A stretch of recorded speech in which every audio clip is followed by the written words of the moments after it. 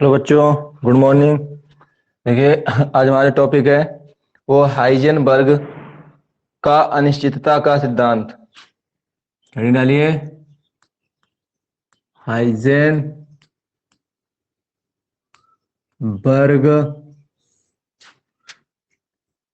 का अनिश्चितता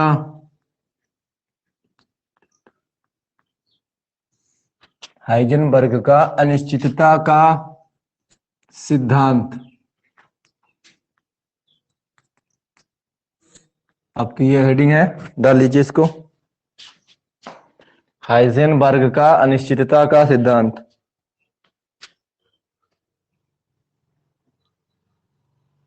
हो गया? डाल लीजिए हेडिंग।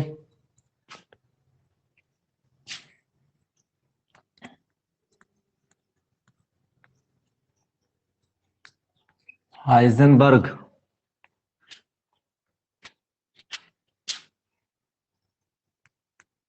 हाइजेनबर्ग अनसर्टेनिटी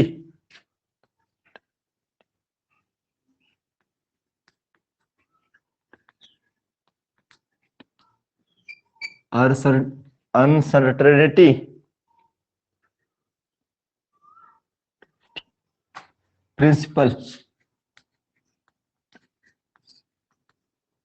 प्रिंसिपल ठीक है।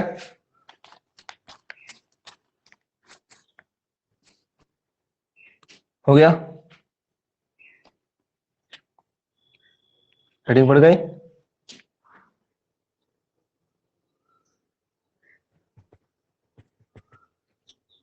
लिखा दे, चले लिखिए।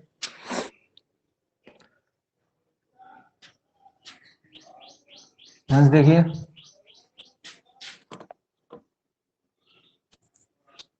ध्यान से देखिए।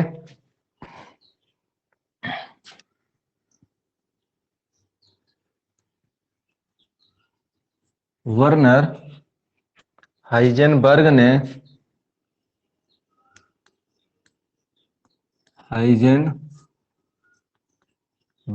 ने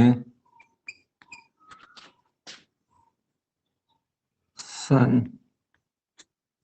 1927 में द्रव्य तथा विकिरण की द्रव्य तथा विकिरण की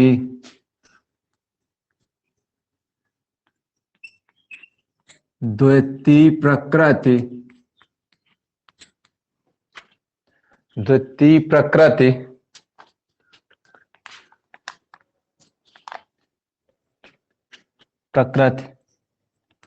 को ध्यान में रखते हुए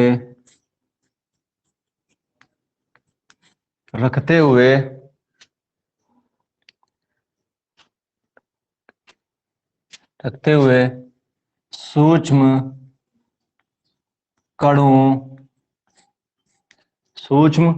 कणों की स्थिति तथा संवेग के मध्य के संबंध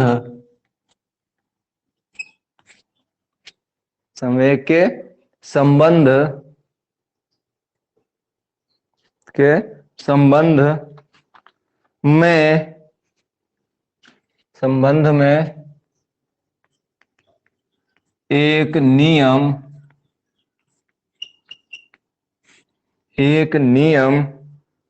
प्रतिपादित किया।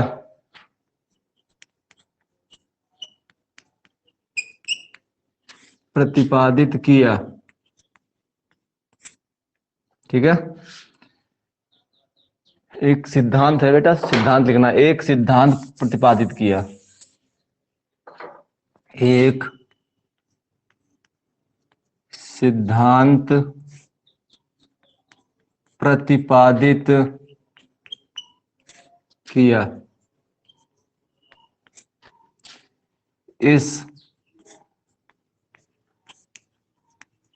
सिद्धांत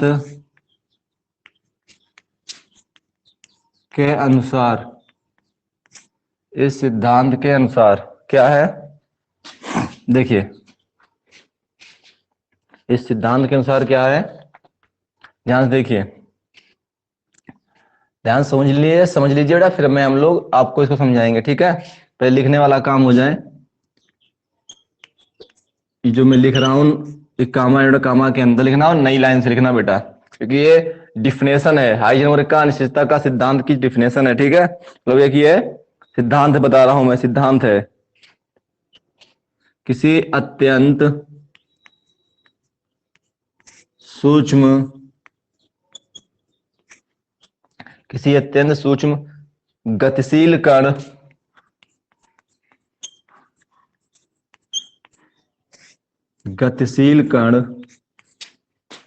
जैसे,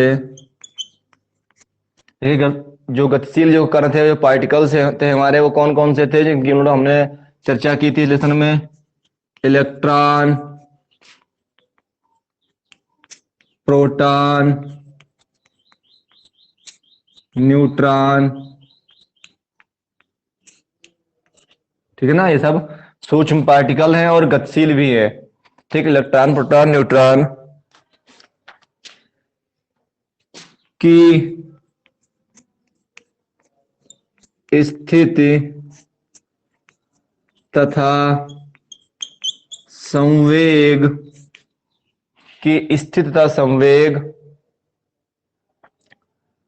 दोनों को या दोनों का एक साथ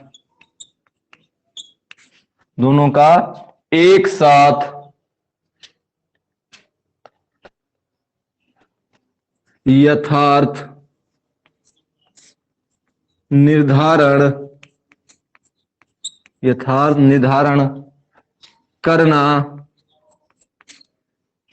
निर्धारण करना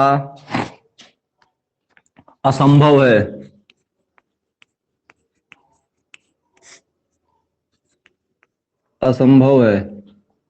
कामा बंद, ठीक है, हो गया। किसी अत्यंत सूक्ष्म गतिशील कण, इलेक्ट्रॉन, प्रोटॉन, न्यूट्रॉन की स्थिति तथा संवेग, तो आपको पता चला कि यहां पे न्यूक्लियस होता है, न्यूक्लियस के यहां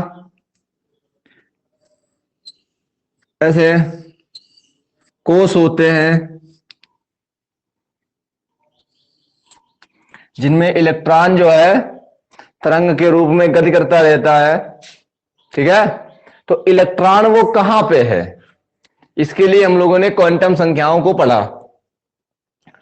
दूसरी बात यह है कि इलेक्ट्रॉन जो है कह रहा है स्थित और संवेग यानी कि वेग, स्पीड उसकी, मैं कह दूं कि इलेक्ट्रॉन यहां पर है, तो मैंने स्थिति का पता लगाया, तो इसका जो संवेग होगा वो अनिश्चित होगा, वो मैं पता नहीं कर सकता एक साथ।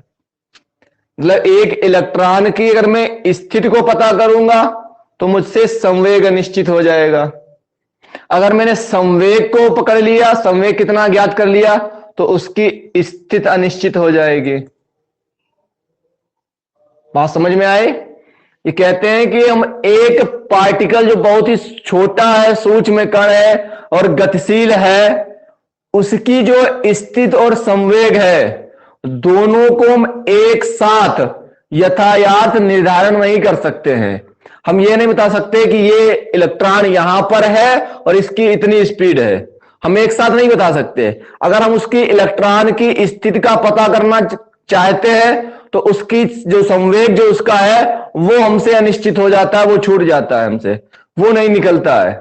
और जब संवेग को निकालने जाते हैं तो स्थिति गड़बड़ हो जाती है।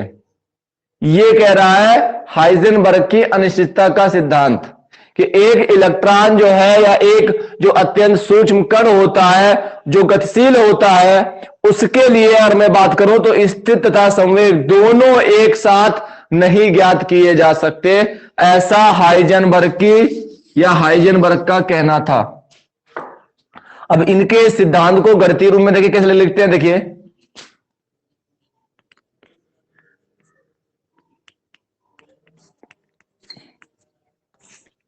इसे गणितीय रूप में, इसे गणितीय रूप में इस प्रकार व्यक्त किया,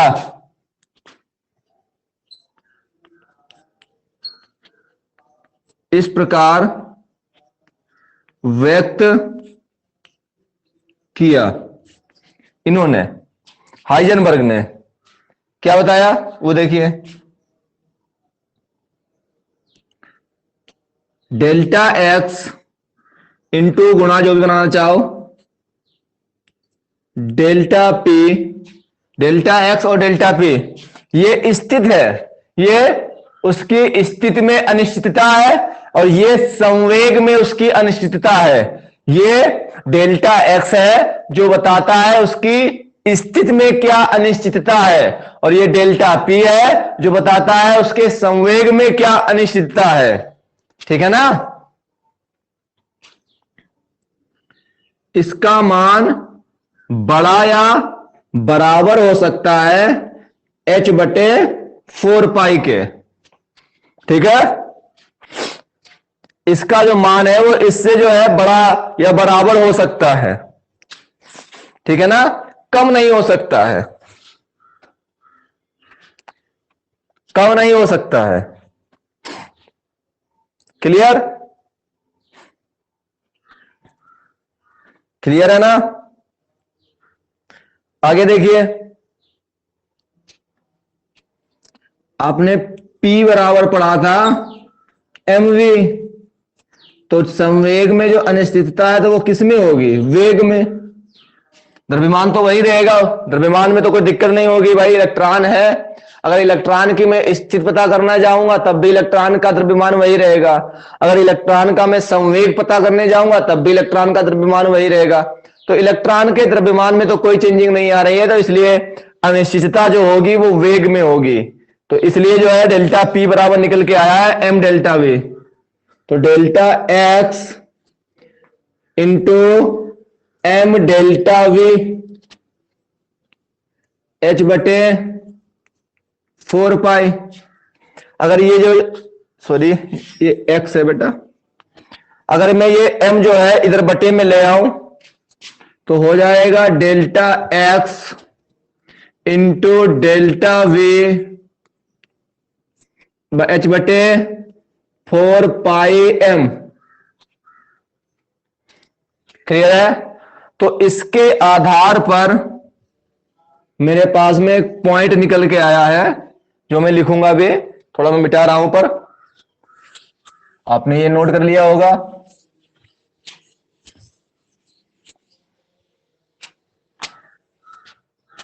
ठीक है, ये देखिए इसके आधार पे जो है मैं लिखूंगा पहले कुछ बात। देखिए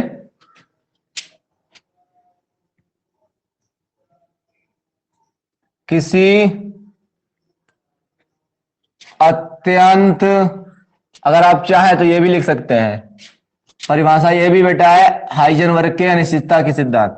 किसी अत्यंत सूक्ष्म गतिशील कण जैसे इलेक्ट्रॉन, प्रोटॉन, न्यूट्रॉन की स्थिति तथा, देखो बेटा यहां पे डेल्टा पी था तो मैंने संवेग लिखा था, अब हमारे पास में यहां पे डेल्टा वी है बेटा, और डेल्टा वी को बेटा मैंने बताया भी था, डेल्टा वी को हम लोग क्या बोलते हैं, वेग बोलते हैं, वेग। ठीक है ना, तो स्थिति तथा वेग, स्थिति तथा वेग दोनों का एक साथ यथार्थ निर्धारण करना करना असंभव है। ये उसके नीचे लिखना है, असंभव है। ठीक है, ये इसके आधार पे है। यहां पे x तो वही है स्थिति, लेकिन यहां पे v आया तो वेग हो गया, वहां पे p था तो संवेग था। तो अब मैंने बोला था p यानी कि वेग या संवेग मतलब वही है, तो इसीलिए मैंने बता दिया बेटा आपको। इसको नोट कर लीजिए।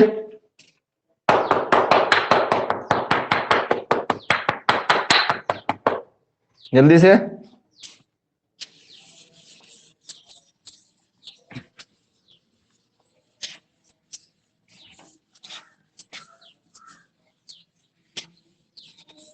देखिए इसमें कौन कौन सी चीज किसका नाम क्या है, तो मैं लिख रहा हूं यहां, जहां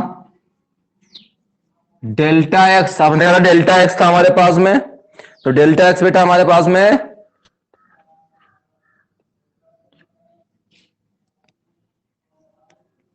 अत्यंत सूक्ष्म कण, अत्यंत सूक्ष्म कण की स्थिति में अनिश्चितता,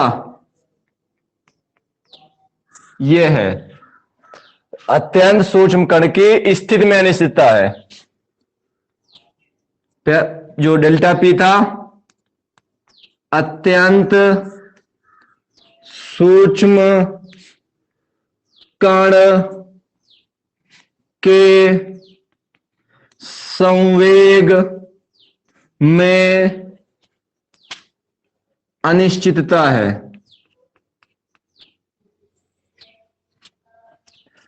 इसके बाद में आपके पास था एम तो इलेक्ट्रॉन का द्रव्यमान था, और इलेक्ट्रॉन लेके जाते हैं या उस अत्यंत सूक्ष्म कण का द्रव्यमान था। और डेल्टा जो वी है आपका वो है अत्यंत सूक्ष्म कण के वेग में अनिश्चितता है, वो अनिश्चितता है। और एच बटे 4 पाई क्या है वो तो आप जानते होंगे, वो एक एच प्लांक कांस्टेंट है, और पाई और एम तो सब पता है ना बेटा आपको, ये नोट कर लीजिए आप, नोट कर लीजिए इसको।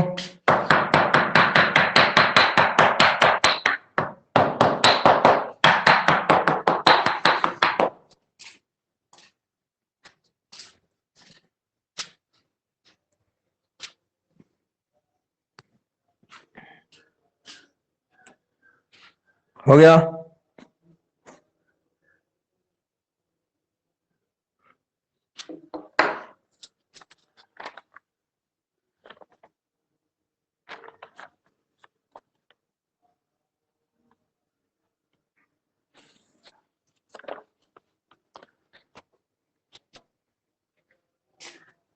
नोट कर लीजिए।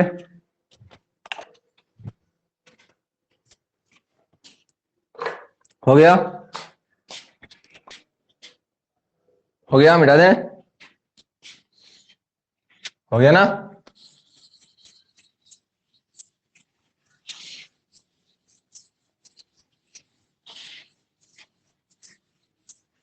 तो इन्होंने क्या कहा है कि हम किसी भी एक सूक्ष्म कण के जो स्थित और संवेग या स्थिति या वेग का एक साथ यातायात निर्धारण नहीं कर सकते हैं। मतलब एक चीज एक बार में हम एक चीज पता कर सकते हैं।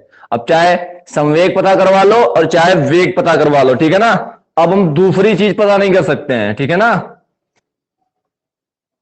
ओके, चलिए नेक्स्ट देखिए आगे, मतलब इसी में लिखना है बेटा आपको, उपयुक्त, उसी के नीचे लिखना समीकरण,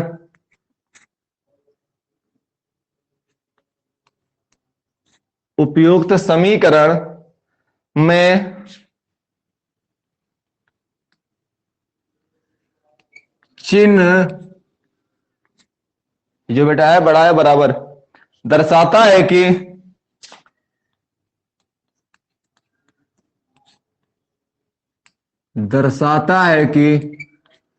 क्या था हमारे पास, डेल्टा एक्स और डेल्टा पी, कि डेल्टा एक्स तथा डेल्टा पी का गुणनफल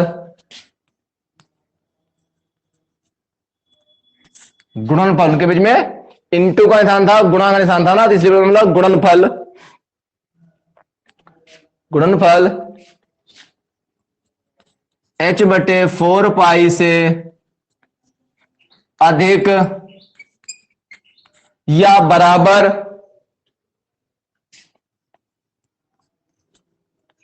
बराबर है, ठीक है, या बराबर है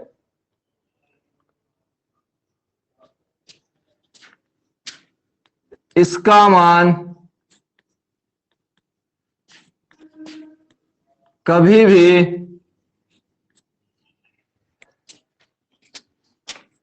h/4 से कम, h/4 से कम नहीं हो सकता है।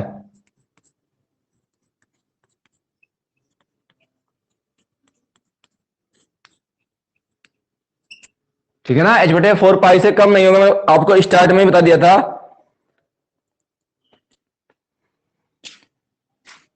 यहां बराबर का चिन्ह न्यूनतम, बराबर का चिन्ह लगा देंगे तो वो न्यूनतम अनिश्चितता को दिखाता है बेटा। बराबर का चिन्ह न्यूनतम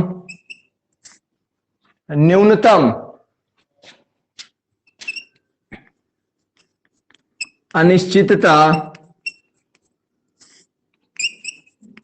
को दर्शाता है।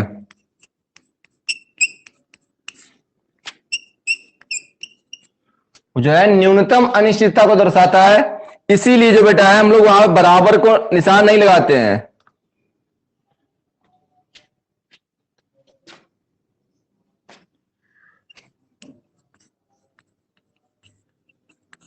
यह सिद्धांत केवल अतिसूक्ष्म,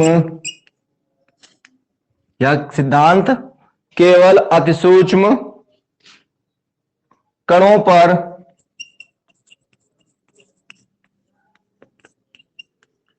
लागू होता है, यह सिद्धांत केवल अतिसूक्ष्म कणों पर लागू होता है।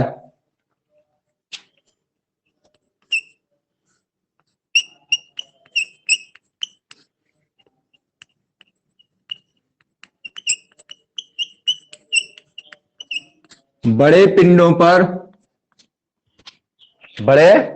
कणों पर या बड़े पिंडों पर लागू नहीं होता है।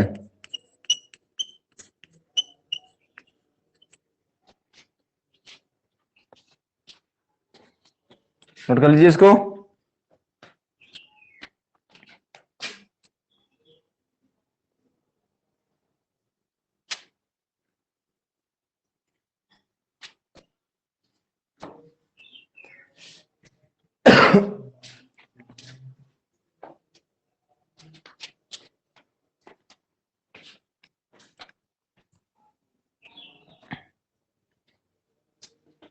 हो गया।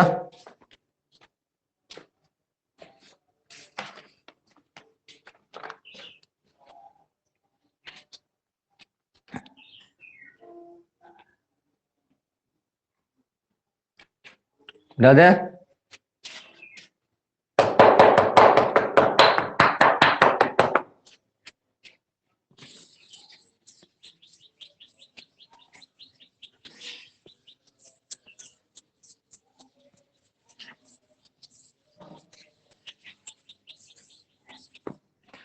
अब एक पॉइंट आता है बेटा, कहता है कि इलेक्ट्रॉन नाभिक में क्यों नहीं रह सकता। आप प्रश्न डाल लीजिए। अब चाहे प्रश्न बना के लिख लीजिए, हेडिंग बना के लिख लीजिए, जैसा भी आपको लिखना लिख लीजिए। इलेक्ट्रॉन नाभिक में नहीं रह सकता।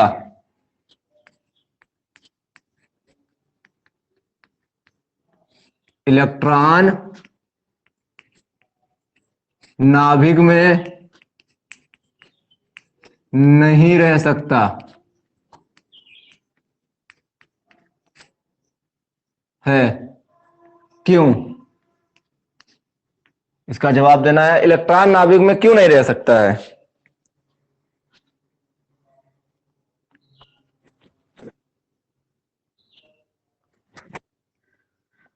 हो गया? देखिए, इलेक्ट्रॉन नाभिक के चारों चक्कर लगा रहा है, ठीक है। अब चक्कर लगा रहा है तो उसकी स्पीड ज्यादा है, लगभग प्रकाश के वेग के बराबर में थी, मैंने आपको दिखाई भी थी। लेकिन अगर इलेक्ट्रॉन नाभिक के अंदर है तो उसकी जो स्पीड है, जो उसके तरंग या घूमने की जो स्पीड है, गति करने की जो स्पीड है, वेग है जो उसका, वो जो है प्रकाश के वेग से कम होना चाहिए। अगर इलेक्ट्रॉन नाभिक के अंदर है, बाहर है तो प्रकाश के वेग से गति कर रहा है, जो हम लोग जानते भी हैं, एक्सपेरिमेंट सिद्ध हो चुका है, वैज्ञानिकों ने बताया भी हमको है कि इलेक्ट्रॉन नाभिक के बाहर जो है तरंगों के रूप में गति करता है। कोषों में, कोष के अंदर उपकोष होते हैं, उपकोष अंदर कक्षाएं होती हैं, उन कक्षाओं में जो है इलेक्ट्रॉन क्या करता है, एक तरंग के रूप में गति करता है, ठीक है। अब बात यह आती है कि इलेक्ट्रॉन नाभिक में नहीं रह सकता है। क्यों? तो अगर इलेक्ट्रॉन को मान लिया जाए कि कल जो है, सॉरी, इलेक्ट्रॉन नाभिक में है, हम ऐसा मान लें, आज के टाइम मान लेते हैं कि इलेक्ट्रॉन नाभिक में है, तो इलेक्ट्रॉन नाभिक में होगा तो उसका वेग, जो स्पीड होगी, वो धीमी होगी। कितनी होगी? वो प्रकाश के वेग से कम होगी, 3 × 10⁸ मीटर पर सेकंड से कम होगी। अगर कम आ गई तो इलेक्ट्रॉन नाभिक में है, और अगर ज्यादा आए तो इलेक्ट्रॉन नाभिक में नहीं है। गलत है हमारी ये बात। तो हम मान के चलेंगे कि इलेक्ट्रॉन नाभिक में है। नाभिक में है मतलब इलेक्ट्रॉन की जो स्पीड है वो कम आनी चाहिए। ओके, तो ये जो बेटा क्वेश्चन है हमारा, ये हम लोग बेटा नेक्स्ट टाइम करेंगे, ठीक है, यानी कि अगले वीडियो में करेंगे। ओके, तब तक के लिए धन्यवाद।